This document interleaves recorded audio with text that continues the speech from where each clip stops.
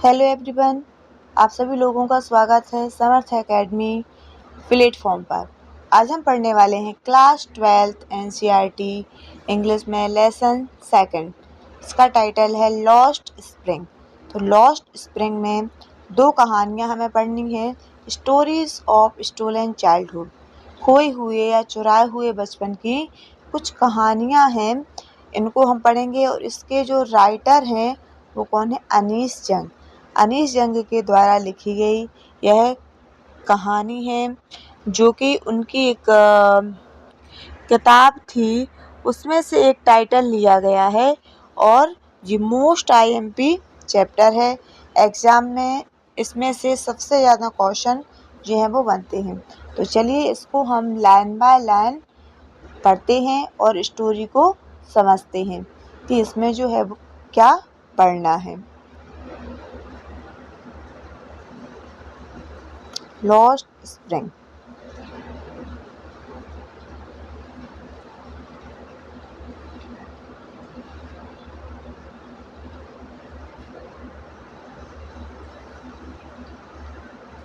चलिए इसको हम पढ़ते हैं कि लॉस्ट स्प्रिंग में क्या पढ़ना है।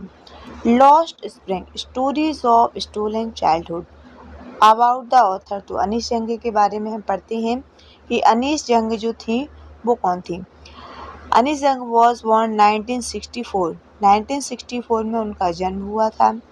इन राउरकेला, कहाँ हुआ था? राउरकेला। एंड स्पेंड, स्पेंड मतलब बिताया। और उन्होंने जो है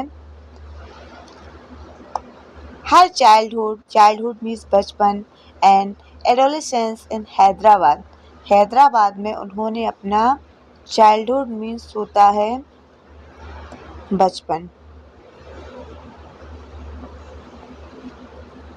और एडोलेसेंस मीन्स होता है युवा अवस्था।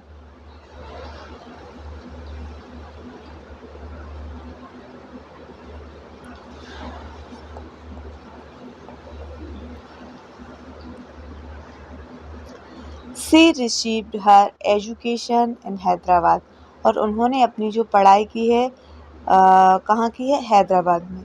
And in the United State of America, America में भी उन्होंने आगे की पढ़ाई की। हर parents were both writer, both मतलब होता है दोनों, और राइटर मीन्स होता है लेखक। और उनके जो माता पिता दोनों क्या थे? लेखक थे।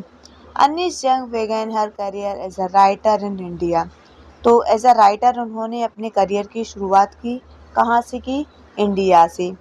She has been an editor and columnist for major newspapers in India and abroad। abroad मतलब विदेश, abroad मतलब होता है विदेश, विदेश में और इंडिया में वो जो हैं एक पत्रकार के रूप में और संपादक के रूप में वो रही हैं। And has authored several book, author मतलब लिखी हुई हैं, सेवरल मतलब बहुत सारी, बुक्स मतलब किताबें। तो एज अ ऑथर उन्होंने बहुत सारी किताबें जो हैं लिखी हुई।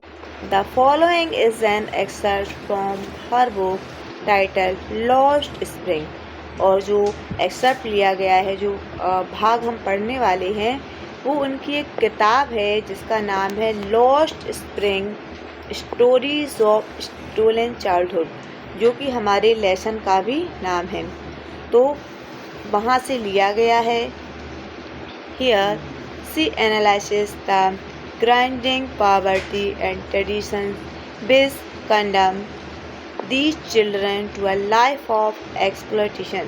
और इसमें जो है, ये जो कहानी है वो पावर्टी मीन्स होता है गरीबी, पावर्टी मीन्स गरीबी, ट्रेडिशन मीन्स होता है परंपरा, परंपरा को लेकर जो है उसका विश्लेषण कर रही है कि कैसे जो है वो चिल्ड्रन, जो बच्चे हैं, उनके जीवन को एक्सप्लॉयटेशन करता है, उसकी भर्त्सना की जाती है, उसकी आलोचना की जाती है। तो चलिए इसको हम ध्यान से पढ़ते हैं। तो इसमें 2 चैप्टर्स हमें पढ़ने हैं। फर्स्ट स्टोरी जो हम पढ़ेंगे उसका नाम है समटाइम्स आई फाइंड अ रूपी in the garbage. Garbage means होता है कचरा। गार्बेज मीन्स होता है कचरा।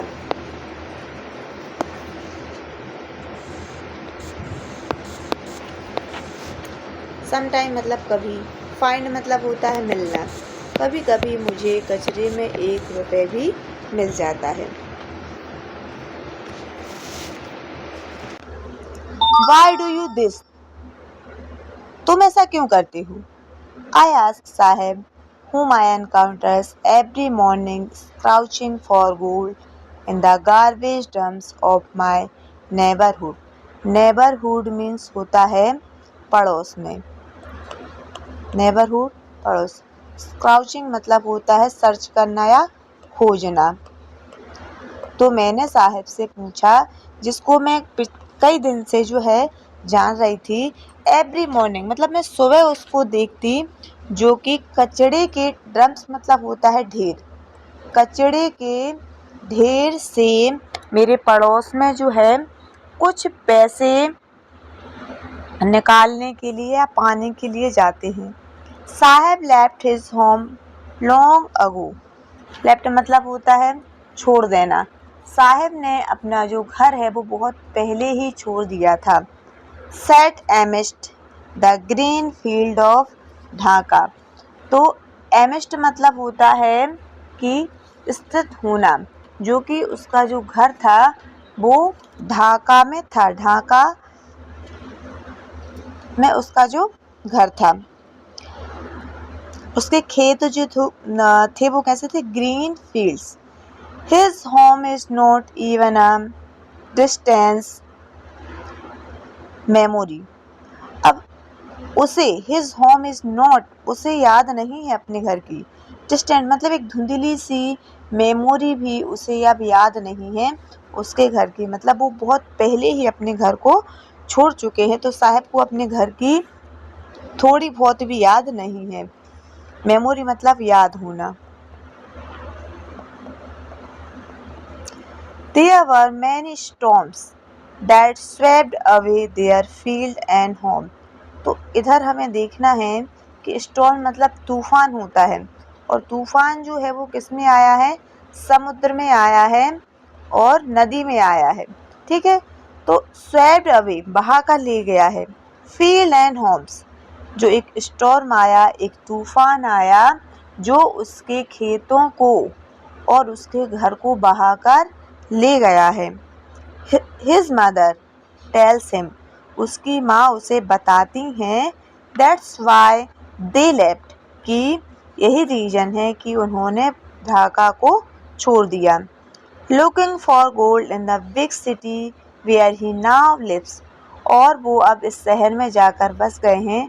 वहाँ पर जो है वो क्या खोजने के लिए आए हैं? गोल्ड। गोल्ड का मतलब यहाँ पैसे भी है और सोना भी है, और गोल्ड को अगर हम सरल शब्दों में समझें तो जो जीवन यापन करने का जो साधन है उसके लिए गोल्ड वर्ड यूज किया गया है।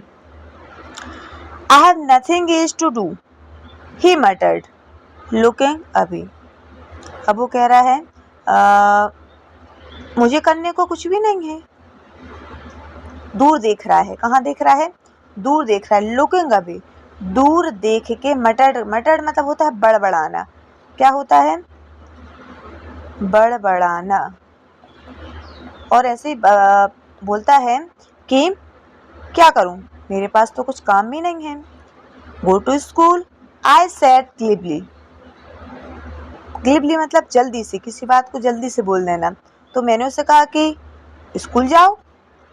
Realising immediately how hollow the advice must sound, और जब मुझे याद आया, तत्काल मुझे जब रियलाइज हुआ इस चीज़ का, इमीडिएटली मतलब जल्दी ही, तत्काल, इमीडिएटली मतलब जल्दी ही। हॉलो मतलब खोखला या खाली। एडवाइस मतलब सलाह या आवाज़। जो सलाह दी थी लेखक, जो लेखिका थी, उन्होंने कहा कि मुझे जल्दी इस चीज़ पर रियलाइज़ हुआ कि यह मेरी जो आवाज़ निकली है उसमें कोई दम नहीं है, वो तो खाली है। There is no school in my neighborhood. When they build one, I will go. तो साहिर ने बोला कि मेरे पड़ोस में तो कोई स्कूल नहीं है, जब बन जाएगा तो मैं वहां पर जाऊंगा.